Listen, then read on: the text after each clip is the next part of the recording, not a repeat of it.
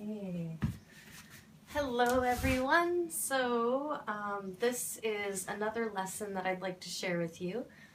So another intro from myself. My name is Jessica Rowe and I teach English to elementary and junior high school in Kyoto, Japan. And I got here through the JET program. Anyway, so this lesson is a few things. So first and foremost, this is what I did for specifically for an elementary classroom, just because it's a bit basic. I could probably do it in junior high, but my teachers had other plans that they wanted to do to follow the curriculum and stuff. So anyways, it's okay. So it's three things. First, it's a name card. So a student can write their name on it and then they put it on their desk, and this way I can call out to specific students. Number two, it connects to Canadian Aboriginal culture. So I'm talking about the Tipi. And then number three, it also connects with the textbook, where there's a unit where it's like, what do you like? What sport do you like? What color do you like? What animal do you like? That kind of thing. So that's basically what this lesson kind of encompasses.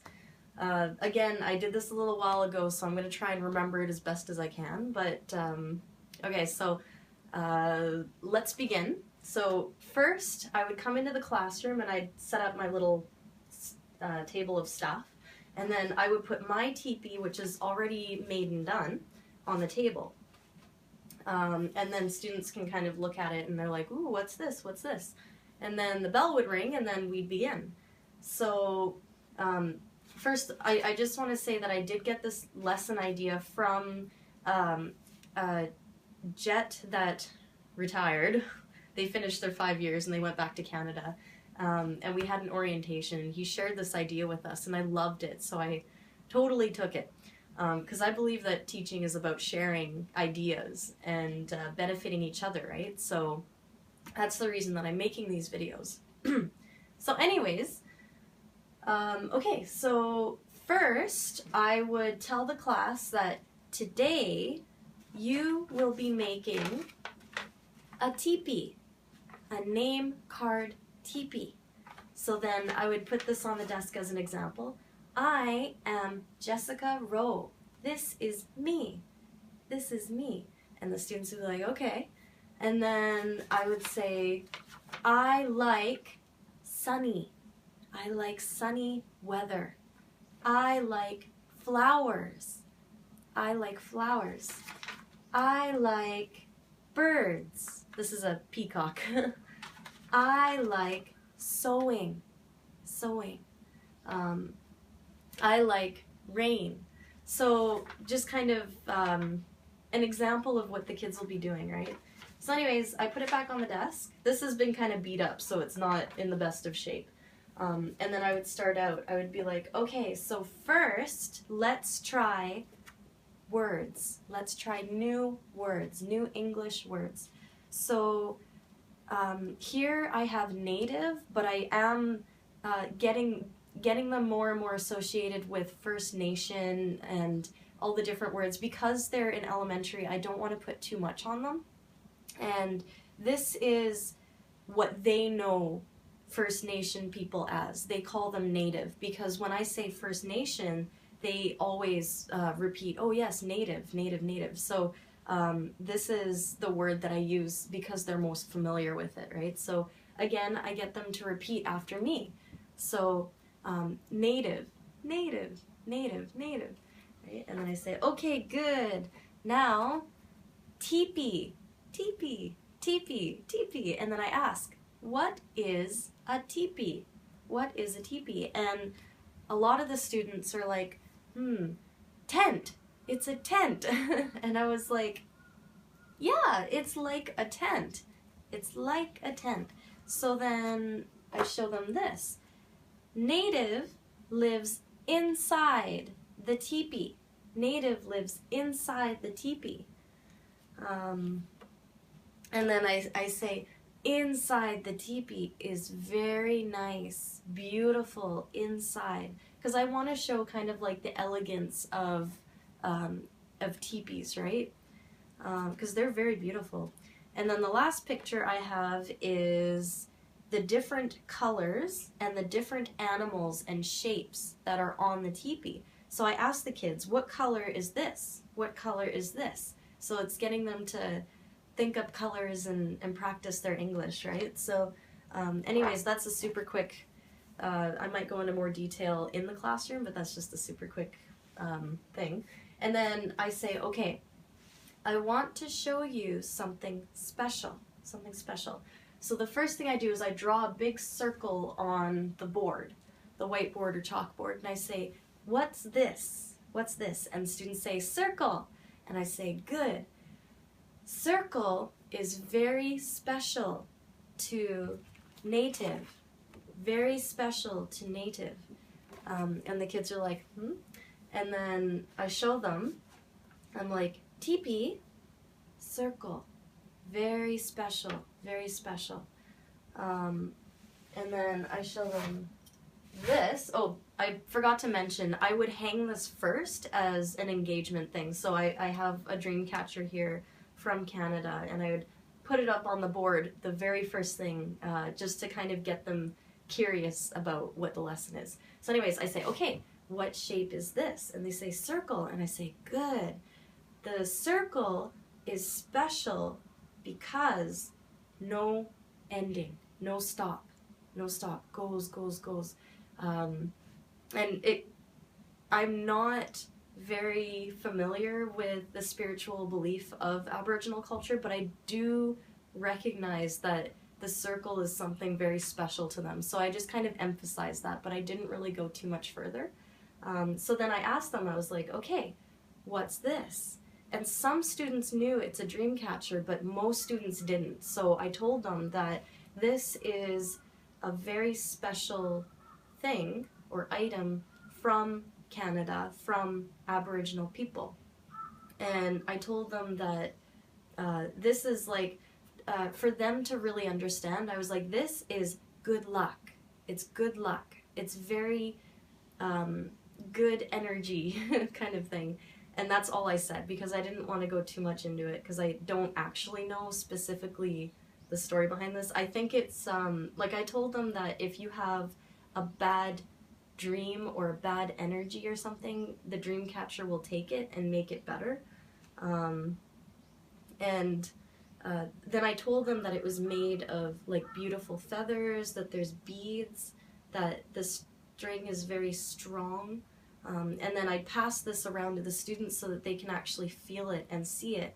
And it's interesting because some students would smell it, because in my first lesson I asked them to smell a First Nations bag, and it smelled like campfire. But this one doesn't really smell like anything. So anyway, so I get the kids talking about this a bit. And then I also talked to them about the talking stick or the sharing circle. So basically I'd have the circle on the board, and then I would draw little circles that represent people around in a circle shape. And then I would say, this is a talking stick. So I'd put it over one circle and I'd say, this person is talking. Everyone is listening. And I would say, okay, finish, pass. So then the talking stick would go to the next person, and then this person is talking. Everyone is listening. And I basically just demonstrated that for them, just so they can kind of, like they understood after a few examples. And then I told them about the beautiful beadwork, and again, the feathers, the deerskin string. And then I gave it to the first student to pass around so that they can look at it, just kind of feel it so it becomes more real to them. Then I'd say, okay, so now let's start my teepee. Let's start. Okay.